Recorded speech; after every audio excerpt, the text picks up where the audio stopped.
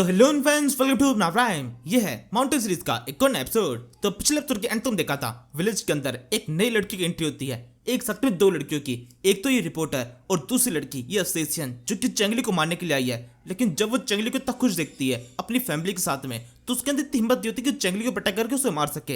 इसी टाइम पर जब वो एकदम मन बना लेती कि अब अटैक करना चाहिए, तभी ड्रैगन अपनी पावर का यूज करके उसको साइड में पटक देता है। वो जरा सी पावर का यूज किया है और इस असेसियन के लिए इतना काफी है। वो पूरी तरह से हालत खराब होकर वहीं पे जमीन पे गिर जाती है, रात भर वहीं पे पड़ी रहती है। इस समय उसके दिमाग में ये चल रहा होता है कि मैं इस टाइम पर बैंडिट्स के इलाके में हूँ, अगर यहाँ पर मेरी बॉडी रह जाती है तो ये लोग मेरी बॉडी का बहुत गलत यूज करने वाले हैं। एक लड़की की बॉडी किसी बैंडिट के इलाके में रह जाती है तो उसका हाल बहुत ज्यादा बुरा होता है। इतनी शर्मिंदगी, मरने के बाद भी इस शर्मिंदगी को बर्दाश्त करना ये मेरे से नहीं हो पाएगा, यहाँ से निकलना पड़ेगा। लेकिन वो निकल नहीं पाती है। इसके बाद में अगले दिन सुबह हम मैगी को देखते हैं, जो कि सुबह उठने के बाद में अपने रूम से बाहर निकलती है, अपने घर से बाहर निकलती है और सोच रही होती है मुझे पता चला है एक नई लड़की की एंट्री हुई है और वो लड़की भी चैंगली के पीछे पड़ी हुई है। चैंगली बहुत ज्यादा घटिया किस्म का इंसान है, एक साथ में इतनी लड़कियों के साथ में खेल रहा है। हर लड़की जो कुछ भी आती है उसके पीछे बढ़ जाती है। इससे मैगी को थोड़ी बहुत जलन भी हो रही है, लेकिन शायद उसको उतना फर्क नहीं पड़ रहा। वैसे चंगली से नाराज होने का इसके पास में एक ऑब्वियस रीजन भी है, क्योंकि चंगली चाहते उसके फादर को बचा सकता था, लेकिन फिर भी उसने ऐसा कुछ भी नहीं किया। इसलिए वजह से ये उससे थोड़ी बहुत नाराज है, काफी ज्यादा गुस्सा है और मन ही मन में उसको काफी सारी गालियां दे रही होती है। गाली देते हुए जैसे वो आगे की तो बढ़ती है, उसकी नजर पड़ती है असिस्टेंट के ऊपर, जो कि यहाँ पर जमीन में पड़ी हुई है एकदम बेहोश हालत में। मैगी जल्दी जाकर लड़की को चेक करने लगती है। उसको पता चलता है ये लड़की एक मार्शल आर्टिस्ट है। ये बात तो पूरी तरह से पक्की है, क्योंकि उसके मसल्स कुछ जिस तरीके के हैं। फिर वो पूरी बॉडी को चेक करती है तो उसको ये समझ में आता है इसकी बॉडी के ऊपर कहीं भी किसी भी तरह कट नहीं है, लेकिन खून की कुछ ड्रॉप दिखाई दे रही है जो कि उसके मुंह से बाहर निकल रही है। इसका मतलब उसकी बॉडी के अंदर कुछ गड़बड़ हो रखी है, वो शायद से बीमार हो सकती है। इसके बाद मैगी के दिमाग में यह आता है ऐसा हो सकता है ये कुछ उन रिफ्यूजीज में से एक हो जो कि भी कुछ टाइम पहले सिटी के अंदर एंटर किया है। किसी कारण से अपनी तबीयत खराब होने के कारण ये इस जगह बेहोश हो चुकी है और मुझे इसकी मदद करनी चाहिए। मैगी के दिमाग में जैसे ही आता है वो तुरंत उसे गोद में उठा लेती है, अपने घर के अंदर की तरफ लेके जाने लगती है और चिल्लाती जो बाकी लोग उसका मौजूद है उनसे कहने लगती है जाके डॉक्टर को लेके आओ। और अब यहाँ से सीन शिफ्ट होता है, हम इस मूनलाइट टेंपल का सीन देखते हैं। इसके पास में भी अब खबर पहुंचने वाली है। उससे पहले इस बंदे किस जगह पर एंट्री होती है, ये वही बंदा जो कि सारी सुपारी वगैरह लेके आता है और आप सुपारी की कीमत लेके आए। ये जैसे ताली बजाता है काफी सारे तांगे उस जगह पर आने लगते हैं और इनके अंदर काफी सारे जानवर है, काफी भैंसे, बकरियां, भेड़े और भी काफी कुछ। साथ ही पीछे की साइड में कुछ संदूक वगैरह भी रखे हुए हैं। इन बॉक्सेस के अंदर तो काफी सारा गोल्ड या फिर काफी सारा सिल्वर वगैरह कुछ होने वाला है। इसके बाद में कुछ और तांगे इस जगह पर आते हैं और इसके अंदर इंसान है जिनके मुंह को बांधा गया है, साथ में हाथ पांव को भी। ये बंदा बताने लगता है ये सारी शीप्स है जो कि इस दुनिया के अलग अलग कोने से मंगाई गई है ताकि हमारे ऊपर किसी भी तरह का शक ना हो। इन सारे बंदों को यहाँ पर लाया गया है, इनकी फैमिली के अंदर कोई भी नहीं है, तो कोई भी नहीं होगा जो कि यहाँ पर इनको ढूंढता हुआ आ जाए, तो आप बेफिक्र होकर इनका जैसा चाहे वैसे यूज कर सकते हैं। इसे देखकर ये लेडी बोलने लगती है वैसे तुम काफी कम सामान लेके आए हो, ये बिल्कुल गलत हरकत है। जब तुम किसी भी तरह की सुपारी देते हो तो सुपारी की कीमत तुम्हें जब लेके आनी है जब तुम्हारे से पूरा सामान हो जाए। इस तरह से किश्तों में सामान लेके आना ये बहुत ज्यादा गलत है, इसकी तुम्हें सजा मिल सकती है। इसमें वो आदमी बोलने लगता है नहीं नहीं ऐसा कुछ भी नहीं है, जब काम कंप्लीट हो जाएगा तो मैं सारा सामान लेके आ जाऊंगा। वैसे चैंगली का सीन कहाँ तक पहुंचा, क्या वो मारा जा चुका है? इस पर लेडी बताने लगती है नहीं अभी तक वो मारा नहीं गया है, अभी फिलहाल के लिए वो जिंदा है। जिस किलर को मैंने उस जगह भेजा था उस किलर की मौत हो चुकी है। इससे उस बंदे को थोड़ा सा बुरा सा लगता है, क्योंकि चैंगली को बरवाना चाहता था बल्कि बदले में असेसियन की मौत हो गई। ये थोड़ा दुख दिखाने लगता है। इस पर लेडी की बोलती है तुम्हें दुख दिखाने की बिल्कुल जरूरत नहीं है, हमने तुम्हारे इस काम को एक्सेप्ट किया है तो इस काम को कंप्लीट करके रहेंगे। लेकिन क्योंकि हमारे एक असेसियन की मौत हो चुकी है तो उसकी जगह पर एक दूसरे असेसियन को जो कि उससे भी ज्यादा ताकतवर होगा उसे उस जगह भेजना पड़ेगा। उसकी कीमत थोड़ी ज्यादा लगेगी। अगर तुम जितना अमाउंट तुमने बताया था उसे 10 गुना ज्यादा मुझे देने के लिए तैयार हो और इसके अलावा 50 चूजे मुझे लाके दे सकते हो तो हम इस काम के बारे में सोच सकते हैं। यहाँ पर इस लेडी का 50 चूजों से मतलब कुछ 50 इंसानी बच्चों से है। इससे यह आदमी थोड़ा सा घबरा जाता है, वो कहने लगता है बाकी चीजें जो कि आपने मांगी है 10 गुना ज्यादा वो तो हम आपको आसानी से लाके दे सकते हैं, लेकिन 50 चूजे उनका इंतजाम करना थोड़ा सा मुश्किल होने वाला है, क्योंकि जहां से हम पहले इन सारे सामान को लेके आते थे उस जगह पर अब टोड सिटी स्टेबलाइज हो चुकी है और टोड सिटी के कारण ये सब कुछ हो रहा है। उन्होंने पूरे एरिया को अच्छी तरह सील कर रखा है। उस जगह से अब शीप और चूजे पकड़ना एकदम नामुमकिन हो चुका है। हमारे लिए कुछ और रास्ता निकालना पड़ेगा और इसी वजह से तो हम चंगली को खत्म कर देना चाहते हैं ताकि एक बार चंगली खत्म हो जाए और दोबारा से उस जगह पर चूजों का प्रोडक्शन शुरू हो जाए। लेडीज बात नकारते हुए बोलने लगती है मुझे सबसे कुछ फर्क नहीं पड़ता, मैंने तुम्हें अपनी कीमत बता दी है। किसी भी काम करने की एक कीमत होती है और जी इस काम करने की कीमत है जिसके अंदर हम किसी भी तरह से नेगोशिएट नहीं करेंगे। तुम मेरे को मेरा सारा सामान ला के दे दो और इसके बदले में चंगली को खत्म कर दिया जाएगा, तुम्हारा काम हो जाएगा और साथ में तुम्हें एक एक्स्ट्रा ऑफर दिया जाता है। अगर तुम मुझे सारा सामान ला के दे देते हो तो इसके बदले में मिनिस्टर कुई के साथ में हम काम करने के लिए तैयार है, हम उनकी सेना के अंदर शामिल हो जाएंगे। और ये कहना काफी है इस आदमी के लिए। ये आदमी तुरंत ही खुश जाता है, अच्छा ऐसी बात है, आप हमारे साथ में काम करने के लिए तैयार है तो फिर ठीक है, जो भी कीमत आपने मांगी है वो कीमत आपको ला के दे दी जाएगी, बस काम हो जाना चाहिए। और अब इसी के साथ में चेंगली की कीमत एक साथ में 10 गुना से बढ़ चुकी है और ये बंदा इसको एक्सेप्ट भी कर चुका है। यहाँ से रात हो जाती है, ये लोग पूरे दिन का सफर तय करके एक जगह पहुंचते हैं। ये मूनलाइट टेंपल की मेन बिल्डिंग है जिसकी गेट खोले जाता है। लेडी आगे बोलने लगती है, जितनी भी शिप तुम लेके आए हो उन सारी शिप को इसके अंदर डाल दो। ये सुनने के साथ में इस आदमी के साथ में कुछ सोल्जर भी इस जगह पर आए होते हैं जो कि अपने हंटर का डर दिखाकर इन सारे लोगों को इन तांगों से बाहर निकालने लगते हैं। एक बार तो हंटर घूम भी जाता है और बंदों की बॉडी के पड़ जाता है, वो चीखना शुरू कर देते हैं। ये बंदे बुरी तरह घबराए हुए हैं, तांगों से उतरने जैसे मना कर देते हैं, पीछे की तरफ हटने लगते हैं। इसे देखकर लेडी बोलने लगती है, नहीं, इनमें से किसी के ऊपर भी किसी भी तरह का अटैक करने की कोई जरूरत नहीं है,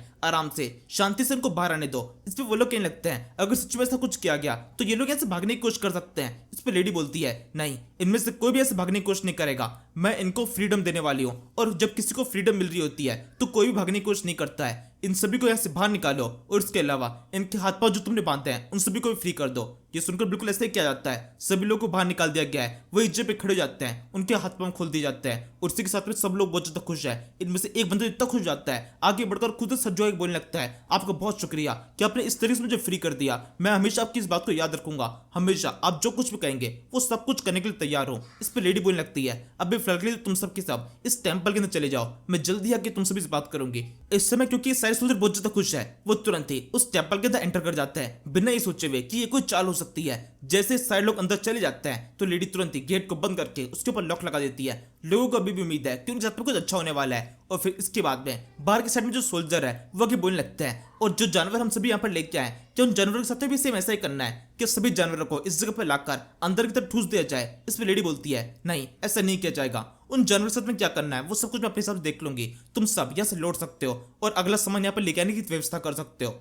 इस पे इन आदमियों का लीडर आगे बढ़ते बोलने लगता है, वैसे हम पूरी उम्मीद करेंगे कि चंगली के मरने की खबर हमें बहुत जल्दी मिल जाए, क्योंकि हमें आपके ऊपर पूरा भरोसा है कि आपके सही से जरूर इस काम करने में कामयाब हो जाएंगे और आपकी कीमत भी आपको सही टाइम पे मिल जाएगी। और ये कहने के बाद में ये अपने सारे सिपाहियों के साथ में इस जगह से लौट जाता है। बाकी के सारे पिंजरे अभी भी इस जगह पर है जिनके अंदर सारे जानवरों, सोने, चांदी और बाकी चीजों को रखा गया है। और अब जब ये सारे सिपाही इस जगह से जा चुके हैं तो अब असली गेम शुरू होने वाला है। ये लेडी आगे बढ़ते हुए इन जानवरों के पास में आती है और इनसे कहने लगती है, इस दुनिया के अंदर अगर हम जीवों को दो टाइप में बांटे, इंसानों और जानवरों, तो जानवरों के ऊपर ज्यादा भरोसा होता है क्योंकि उनके अंदर किसी भी तरह के ऐसे एक्सप्रेशन नहीं होते जो कि इंसानों के अंदर होता है। इंसान जब किसी से गुस्सा होता है तो उसको पूरी तरह से नष्ट कर देना चाहते हैं, उनके मन के अंदर छल कपट होता है लेकिन चेहरे पे दिखाई नहीं देता। लेकिन जानवर के अंदर ऐसा नहीं होता, अगर वो किसी से गुस्सा है तो उनके चेहरे पे गुस्सा दिखाई दे रहा होता है, वो अपने भावों किसी से छुपाते नहीं है। लोग अक्सर ही कई बार कहते हैं कि इंसानों की हालत जानवरों से कई ज्यादा बुरी कर दी जाएगी उनको सजा देने के लिए, लेकिन मुझे ऐसा लगता है इंसानों की हालत बुरी करने की जरूरत नहीं है।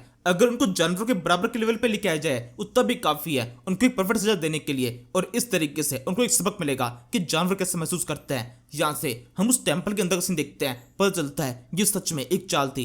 एक आदमी इस पूरे टेंपल को देख रहा होता है, टेंपल बहुत ज्यादा बड़ा है, वो आगे की तरफ बढ़ता है, उसकी नजर पड़ती है इस जगह पर उसे स्केलेटन्स है, वो बुरी तरह से घबरा जाता है। स्केलेटन नहीं है बल्कि स्केलेटन्स का एक बहुत बड़ा पहाड़ है और बीच के अंदर एक बुद्धा की मूर्ति रखी हुई है। और ये देखो इतना घबराया हुआ होता है, वो चिल्लाने लगता है, देखो यहाँ पर क्या है। वो भागते हुए बाकी लोगों के पास में आता है, बाकी सारे कैदियों से पूछ रहे होते हैं, क्यों, क्या हुआ, तुमने क्या देखा। और फिर बाकियों की नजर भी उस स्केलेटन्स के ऊपर पड़ती है। सीधे आदमी गेट के पास में आकर गेट को नॉक करना शुरू कर देता है, गेट को तोड़ने की कोशिश करता है, पूरी जान लगा देता है कि किस तरह से गेट को खोल सके। और तब उसको पता चलता है असल में ये पूरा गेट आयरन का बना हुआ है, मतलब किसी भी तरीके से गेट को नहीं तोड़ा जा सकता। इनफैक्ट ये पूरी जगह बहुत ज्यादा मजबूत है, किसी भी तरीके से इस जगह को तोड़कर यहाँ से बाहर नहीं निकल सकता है। सभी लोगों को ऐसा सोचने लगता है कि वो कितनी बड़ी मुसीबत में फंस चुके हैं। ये पूरी जगह एक पिंजरे की तरह है जिसमें से कभी भी कोई भी ऐसे बाहर नहीं निकलने वाला। इस टेंपल के दिमाग में चल रहा होता है, शायद से ये लोग सड़ सड़ के इस जगह मरने वाले हैं, भूखे प्यासे। इन लोगों को हमेशा के लिए इस जगह पर बंद कर दिया गया है। और वहीं दूसरी तरफ वो लेडी एक एक करके इन सारे पिंजरों को खोल रही होती है जिनके अंदर सारे जानवर कैद है।